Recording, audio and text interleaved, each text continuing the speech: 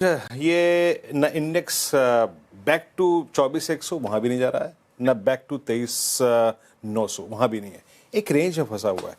ये मैसेज क्या दे रहा है the very first of the series? क्या ये भी थोड़ा सा डाउट में है क्या कि एग्जैक्टली ये जो भी अगर आप देखें फैक्टर्स हैं, इंडिकेटर्स हैं, लाइक क्रूड, लाइक रुपी या फिर जियोपॉलिटिक्स, ये किस करवट बैठेगी?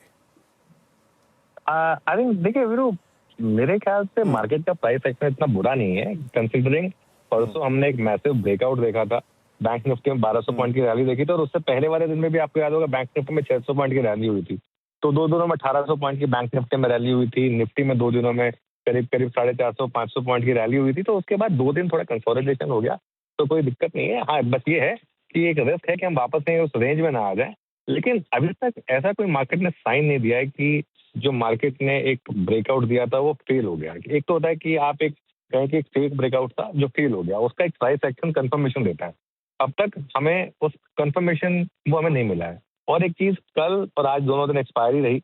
एनएससी की जून सीरीज भरी शुरू हो गई हो, लेकिन बीएससी की आज भी मई सीरीज चल रही है जिसकी आज एक्सपायरी है। तो कल भी पूरे दिन मार्केट ऑप्शन राइटर्स की ग्रिप में रहा, आज भी पूरे दिन मार्केट ऑप्शन राइटर की ग्रिप में रहा। कल आखिरी के 1 घंटे में गिरावट आ गई थी, आज हो सकता है आखिरी के घंटे में यू नेवर नो रैली आ जाए। मतलब ये कोई बेसिक अजम्पशन नहीं है, लेकिन कुछ भी हो सकता है मार्केट में आखिरी के 1 घंटे में। और 2 दिनों में कुल मिलाकर अगर आप देखें तो नाम मात्र की गिरावट है। जैसे मैं एक्चुअली गिरावट भी नहीं कहूँगा इन कॉन्टेक्स्ट ऑफ जो रैली हुई थी हमारी, तो बहुत ज़्यादा निराश होने की जरूरत नहीं है। वैसे भी अगर आप देखें तो मैं हमेशा चीज़ कहता हूँ कि जब हम बाजार की बात करते हैं तो हम निफ्टी की बात करते हैं, लेकिन असल में ये बाजार जो है वो काफ़ी शानदार मूव दिखा रहा है। Mid cap index all time high पर, आज भी ऑल टाइम हाई लगाया है। एडवांस प्लान अच्छा है, स्मॉल कैप अच्छा कर रहे हैं, लोगों के पोर्टफोलियो चमक रहे हैं।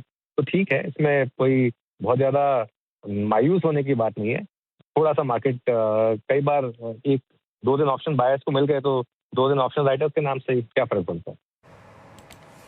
Right sir, exactly. Good afternoon to you. In fact मेरा क्वेश्चन अगला उसी पर था। आपने स्टॉक स्पेसिफिक आइडियाज दिए थे सर सुबह, और वायदा का टॉप गेनर देखिए सर एक्साइड बना हुआ है।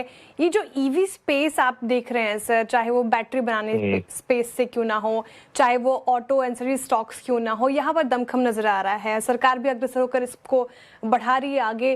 तो नेक्स्ट बड़ा थीम क्या ईवी थीम होने वाला है सर इस मार्केट में? बिल्कुल, और नेक्स्ट बड़ी थीम CNBC आवाज का भारत इकोनॉमिक संवाद से ही निकल कर आएगा, क्योंकि ये वाली थीम आवाज की थीम से ही निकल कर आई, हमारे संवाद की थीम से निकल कर आई।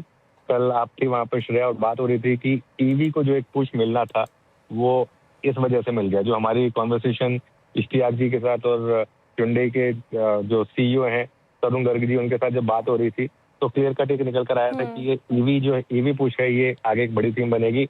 सुबह बिल्कुल सही कहा आपने, हमारा ChatGPT का पहला स्टॉक था एक्साइड। चलिए ठीक है, थोड़ा लकी रहे, आज की एकदम सबसे बड़ा गेनर बन गया वो F&O का।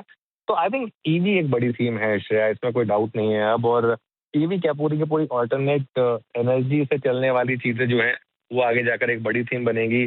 पावर एक बहुत बड़ी थीम है मार्केट में। आज भी देखिए आप CG पावर, हिटाची एनर्जी, कोई भी स्टॉक में, हिटाची हमने 2 दिन तक लगातार बिग स्टॉक्स में लिया। पहले से भी खैर 16-17 हज़ार से भी बोलते आए हैं उसके बारे में। तो ये क्लियरली एक और थीम है जो अच्छा कर रही है। और इस मार्केट में एक और चीज जो आपने नोटिस की होगी, जो हम लगातार बात भी कर रहे हैं, अगर आप एक बार एक थीम को पकड़ लें तो उसके बाद उसे छोड़े नहीं, पकड़ के बैठे रहे। चाहे वो अदानी ग्रुप स्टॉक्स रहे, चाहे ईवी थीम रही, चाहे ये आपके पावर स्टॉक्स रहे, कैपिटल मार्केट के शेयर रहे। आज आप एल्यूमिनियम स्टॉक्स देख लीजिए, आज सुबह हमने बात की थी, एल्यूमिनियम स्टॉक्स में अच्छा मूव आया। तो ठीक है, मार्केट में अगर आप सही टाइम पर सही थीम आइडेंटिफाई कर रहे हैं तो मार्केट आपको अच्छा पैसा बना के दे रही है। हाँ, ये है कि कई बार बीच बीच में ऐसे फेजेस आते हैं जिसमें इंडेक्स कुछ नहीं करता, लेकिन इंडेक्स भी मोर लेस मेकअप कर लेता है। और मेरी एक सेंस ये बन रही है कि एक बार बस ये ईरान वाला मामला सेटल हो जाए, उसके बाद आई थिंक इंडेक्स भी एक फराटा दौड़ लगाने के लिए तैयार है। हाँ, ये रिस्क तो हमेशा रहेगा कि अगर ये मतलब ना सेटल हो और क्रूड 110-115 हो जाए, लेकिन उतना रिस्क तो खैर आपको मार्केट में लेना ही पड़ेगा।